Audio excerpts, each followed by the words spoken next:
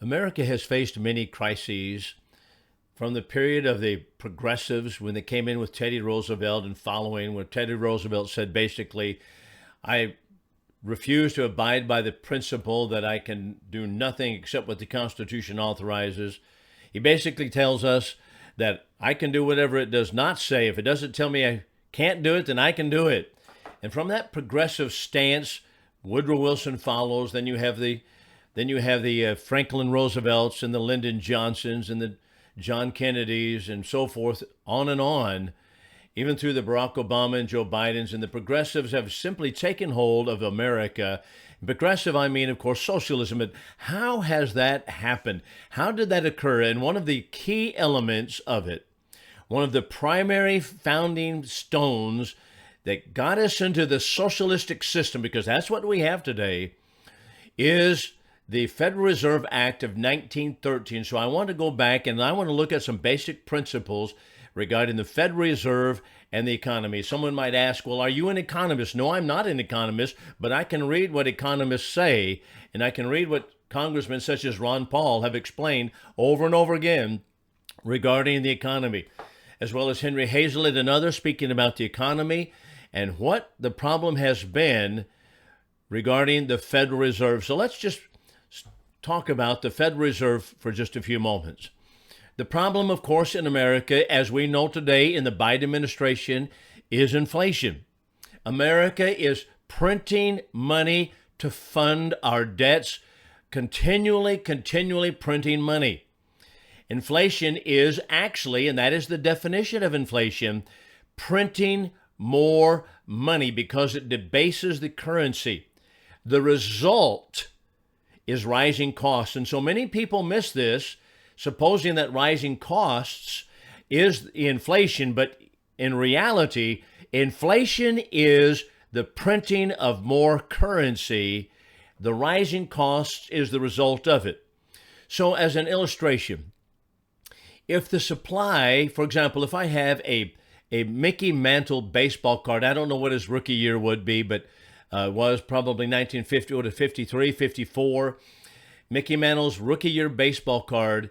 And if I had a good, pristine condition Mickey Mantle baseball card from that year, then that would be extremely valuable. I don't know how much it would be. I don't follow the baseball card ideas, hobbies today, but it would be very valuable. But let's say, for example, that I would find in my attic a box of Mickey Mantle first year baseball cards that exactly like the other ones, a whole box of them that would, let's say that I found 5,000 first year Mickey Mantle baseball cards in my attic.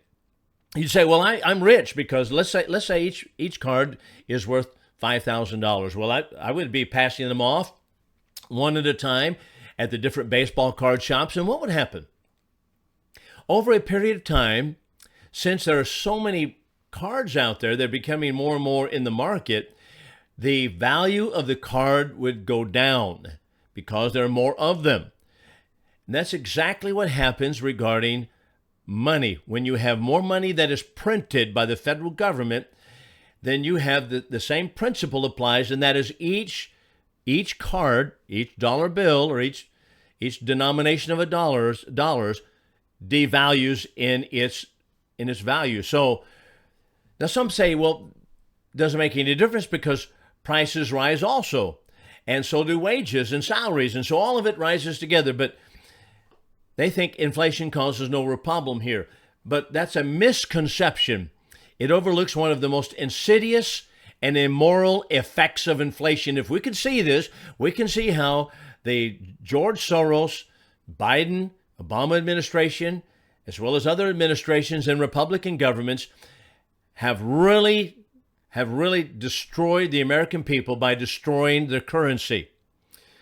It's redistribution of wealth from the poor and middle class to the politically well-connected. How is that the case? Because the price increases that take place as the result of inflation do not all occur at once and to the same degree. Those who receive the new money first receive it before the prices have risen. That is, before the value of that particular dollar has gone down. So when I first sell the Mickey Mantle baseball card, one of them that I found, well, I might get $5,000. I might go to Oklahoma and sell another one for $5,000, but pretty soon, everybody in the baseball card industry, collection industry, will know that there are cards being found, and there are many more of them, and the value will go down. What has happened, I was the first user of it, and so I received the benefit of it because I have the $5,000 per card, but as it goes out into the market, more and more of them, then the value goes down.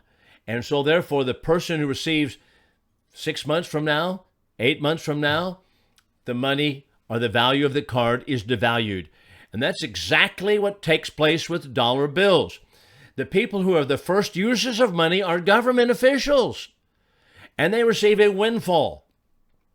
Meanwhile, as they spend the new money, the next wave of recipients spend it, and so on, and prices begin to rise in the economy, not because of anything other than the value of the currency is debased. And that is the trickle down that most people do not understand. Democrats love to criticize trickle down economics, but that is exactly what happens, and everybody knows it, can understand it if you think about the baseball card illustration.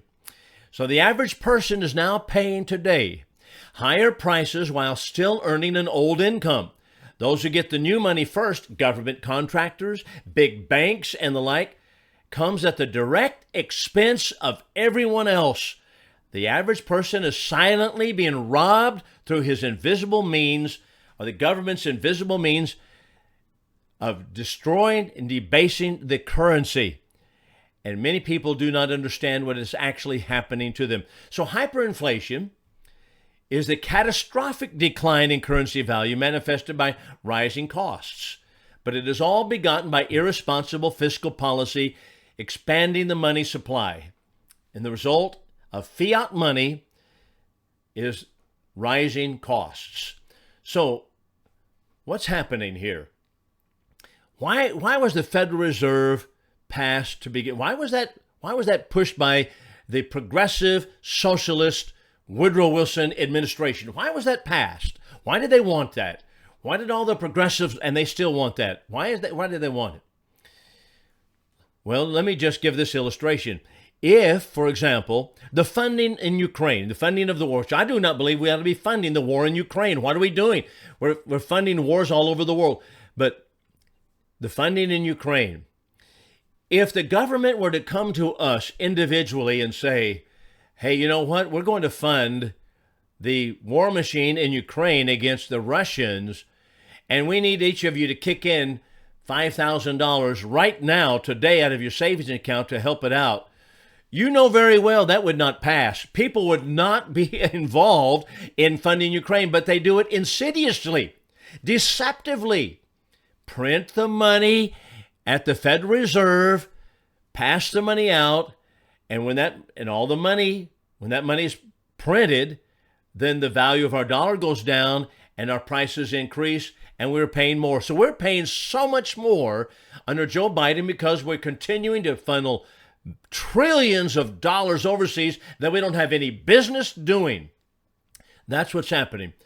So let's talk for a few moments about the history of paper money and why our founders said absolutely no paper money at the federal level. We're not going to do paper money.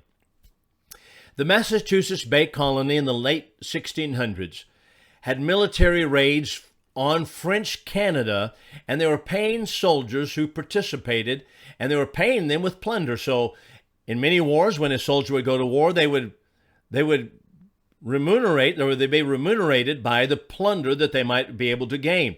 But in 1690, the expedition did not go as planned, and the raiders went home empty-handed. So there became a scheme to pay the soldiers. How are we going to pay the soldiers? Consequently, Massachusetts Bay Colony printed 7,000 pounds of notes to pay the soldiers, and they pledged to redeem them in the next 2 years with gold and silver extracted from the colonists by taxation. The colony promised, however, we were going to print no more money. They did that because people recognized printing money will debase the value of their own currency. But as the people went away somewhat satisfied, okay, we'll take those notes, those IOUs, which is really what paper money is. The colony printed more and more money as a way to pay for other items. And the result was that gold and silver almost went out of circulation. It's called Gresham's Law, an economic truism that bad money drives out good. Gold and silver, can't touch it because people start hoarding it. Bad money drives out the good. Gresham's Law. So, well, following suit, the Massachusetts Bay Colony started it. Connecticut, Rhode Island, they saw that that satisfied the soldiers. They did the same thing. So now in Massachusetts in 1711, they suffered another failed expedition, and so the Massachusetts Bay Colony printed 500,000 pounds to cover the shortfall. That satisfied the soldiers somewhat, and other colonies did the same. But what was the result? It was, once again, as the word I've used, insidious. We have massive inflation. Rising prices were the result. Inflation was the printing of the money, and the rising prices were the result. Finally, in Rhode Island, the inflation rose. That is, the inflation rate was over 2,000%. So British Parliament, because they were British colonies, sought to rein it in. And they passed two currency acts, one in 1751, one in 1764, that prohibited the use of bills of credit to use for private transactions. Now let's move on to paying for war later in the 1770s, which is, of course, referring to the War for Independence. Continental Congress in 1775 approved the issue of $2 million in brand new paper money. It pyramided atop an estimated colonial money base of about $12 million. Congress hoped it would be retired in 7 years via taxation. We can't pay for it now, but we will pay for it in taxation. Well, Continental Congress ended up printing so much money because it was unable to pay for the cost, like paying off credit card bills with another credit card. So the money supply increased 50%. Then we have, with the war, paying for the war, they printed off $225 million more in continentals. These were paper monies. Individual colonies did the same. Result, hyperinflation. Race to the bottom. By 1781, the continental was worth only 1/168th of its original value. The inflation rate was 16,700%. The American government abandoned the idea at the war's end of redeeming them. They said, we can't even redeem these. Now, let's just think about where our government is right now. We're $34 trillion in debt. Are we going to be able to pay that debt? I don't see how. How is that going to be? I don't know what it equals to every man, woman, and child in America, but it's absolutely out of control. So how are we going to pay for that? Well, we'll not be able to redeem it. We'll not be able to pay for it. So at the Constitutional Convention, our founding fathers said, you know what? We've had enough of paper money. So in the Constitution, Article 1, Section 8, Congress alone is given power to coin money. This disallowed the issuing of paper money, or at least of paper not fully redeemable in gold and silver. Notice carefully, it forbade the federal government from doing it. Remember, that is the Amendment 10 of the Constitution. If it's not in the Constitution, given to the states to do, or individuals to do, or rather the federal government to do, then it may not do it. It only authorizes what it authorizes. Just like the Bible. The Bible authorizes what it authorizes no more.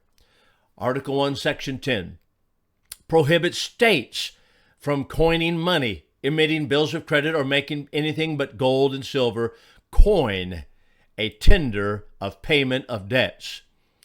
Then we have the 1792 Coinage Act authorized 3 new coins, $10 eagles, $5 half eagles, and $2.50 quarter eagles. That was 1792, the Coinage Act. Americans could bring in gold or silver to the mint to have it coined.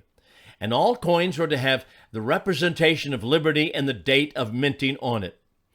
But remember, the 10th Amendment disallows doing what is not specifically delegated to the federal government to do. It disallows printing of paper money.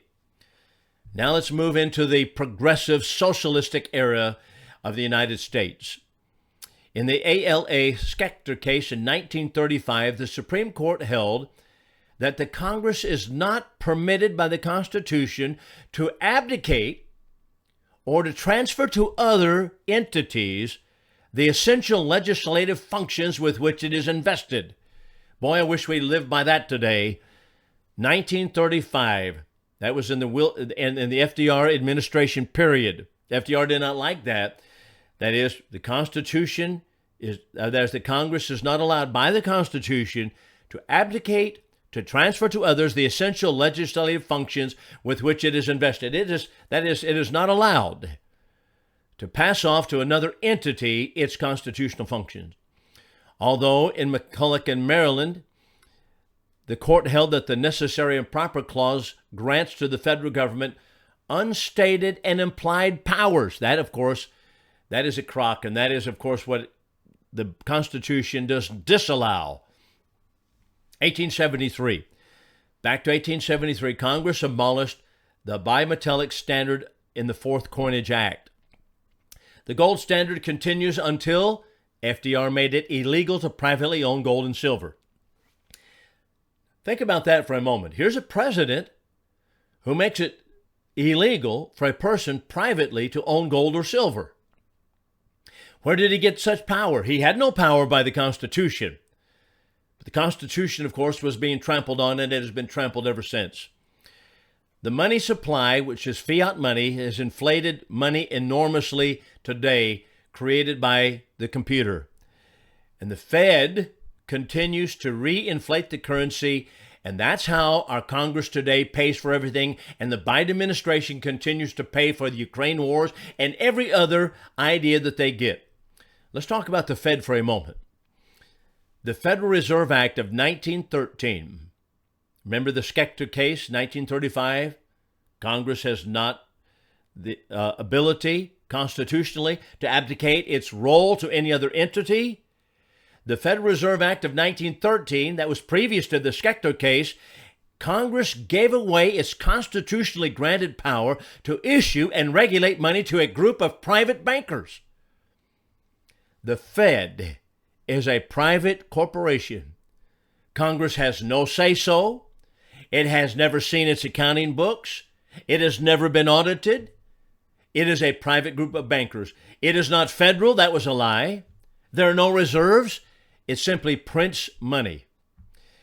The Fed was created by Senator Nelson Aldrich. That is, these are people that had it as their brainchild, who was the father-in-law of John D. Rockefeller, or his father-in-law was John D. Rockefeller.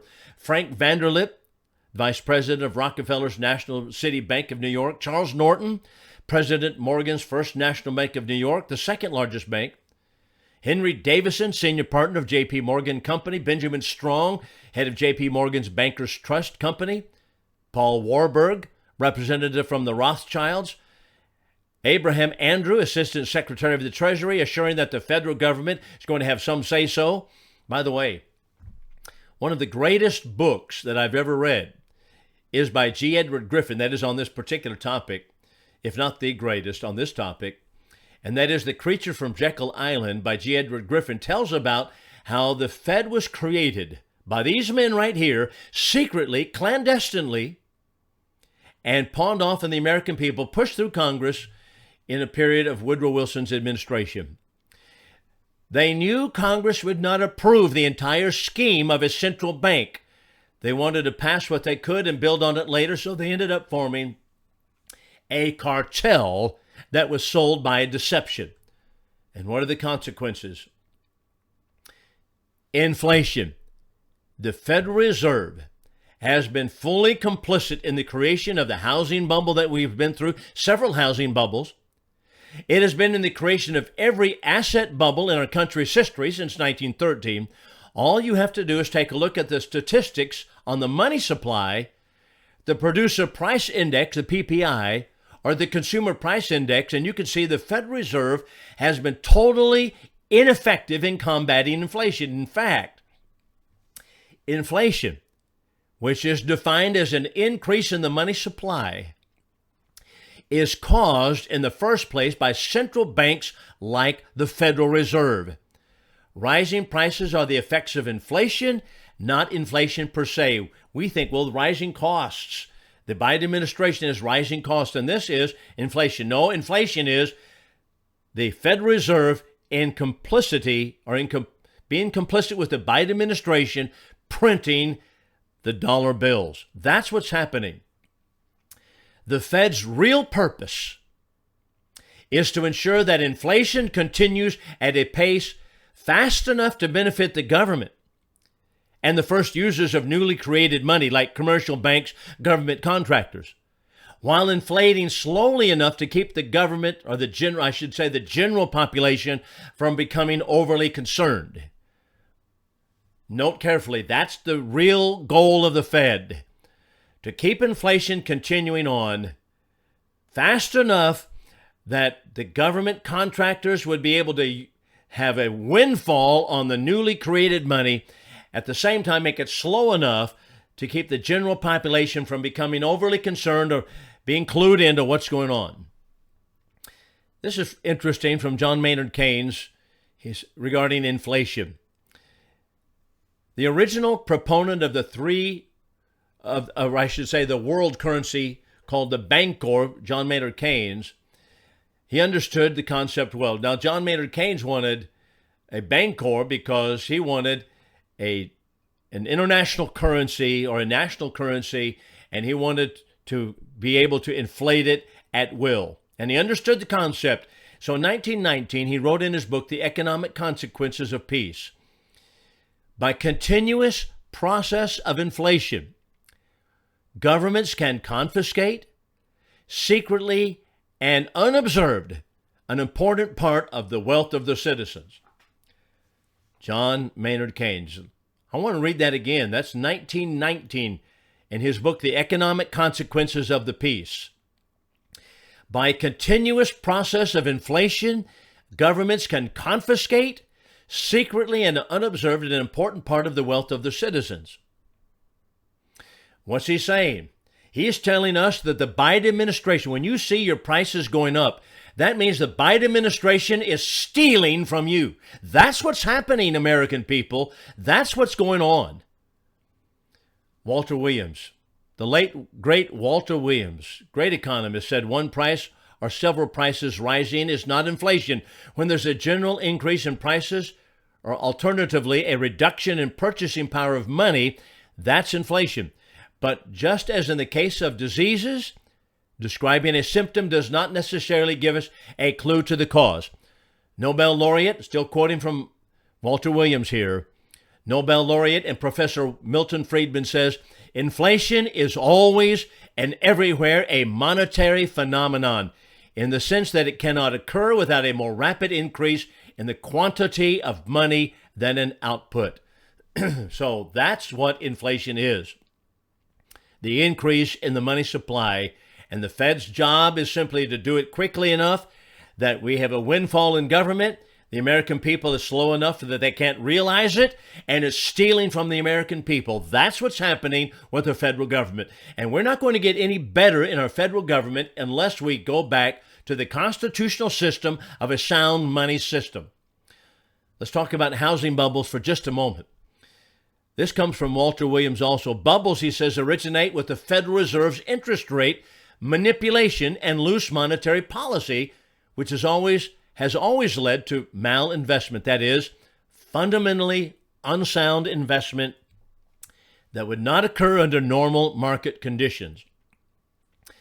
And this is why Thomas Jefferson, ladies and gentlemen, said, I believe that banking institutions are more dangerous to our liberties than standing armies. Remember that regarding our government today.